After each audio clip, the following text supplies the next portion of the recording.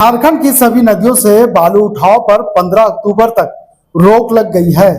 इस दौरान स्टॉक से बालू की बिक्री की जाएगी।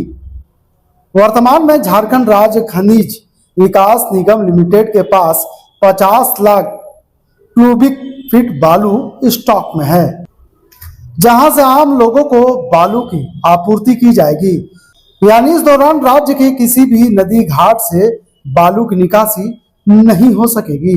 नदियों से उत्खनन खनन पर रोक लगाई गई है, जो एनजीटी का है कि बरसात के सीजन में चूंकि बालू का संरक्षण होता है, जब नदियों में पानी आती है तो बालू का जो है, और लगातार अगर दोहन होते रहेगा तो जो हमारा जल स्तर होता है वो लगातार नीचे गिरते रहता है। एनजीटी का सराहनीय कदम है, लेकिन कंस्ट्रक्शन वर्क में किस तरह का कमी नहीं आए उसके लिए एनजीटी ने प्रावधान रखा कि यहाँ के डीटीओ के आदेश के साथ जो आपने उन लोगों ने क्या संरक्षण करके जो बालुओं को रखते हैं उनको बेचते हैं, लेकिन ये जल्दी से जल्दी इसकी व्यवस्था हो, खनन विभाग इसकी व्यवस्था करे कि कंस्ट्रक्शन के काम में कई मजदूरों को जो काम नहीं मिलता है उनके रोजगार पर किसी तरह का नहीं पहुंचे, हानि नहीं पहुंचे। इसके लिए एनजीटी को ध्यान रखना चाहिए और एनजीटी बालू का संरक्षण करने से पर्यावरण जलस्तर में वृद्धि होती है, क्योंकि जब तक नदियों में बालू रहेगा उतना लेवल का पानी नीचे की ओर जाता है। तो ये कहीं ना कहीं एक तरह से कह सकते हैं पर्यावरण संरक्षण की बात है। इसको वाटर हार्वेस्टिंग के तौर पर भी देख सकते हैं एनजीटी की कार्रवाई। इस पे सरकार को गौर करना चाहिए कि अधिक से अधिक लोगों को फायदा हो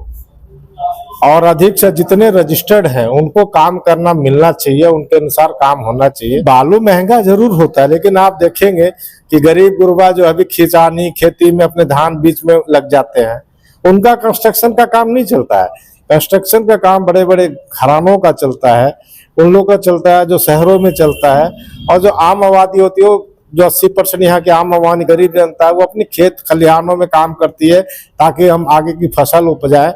तो महंगाई तो थोड़ी होती है और थोड़ी सी कठिनाई भी होती है, लेकिन बालू का स्टॉक बनाने के नेशनल एग्रीमेंट ट्राइब्यूनल का जो रिकॉर्ड है, नदियों में बालू का स्तर बढ़े, इसके लिए भी इसकी प्रतिबंध लगाना जरूरी है। बता दें कि एनजीटी के पारित आदेश के तहत हर साल 10 जून से 15 अक्टूबर तक झारखंड में सभी नदी घाटों से बालू के उठाव पर पाबंदी लगा दी जाती है।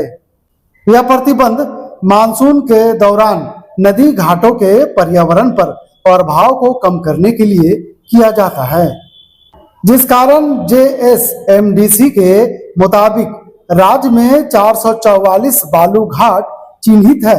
इनमें से अब तक 68 घाटों को पर्यावरणीय स्वीकृति मिली हुई है। हालांकि राज्य में करीब 32 घाट ही अभी संचालित है। इनमें से 28 सरकारी और 4 घाट निजी स्तर पर संचालित किए जा रहे हैं।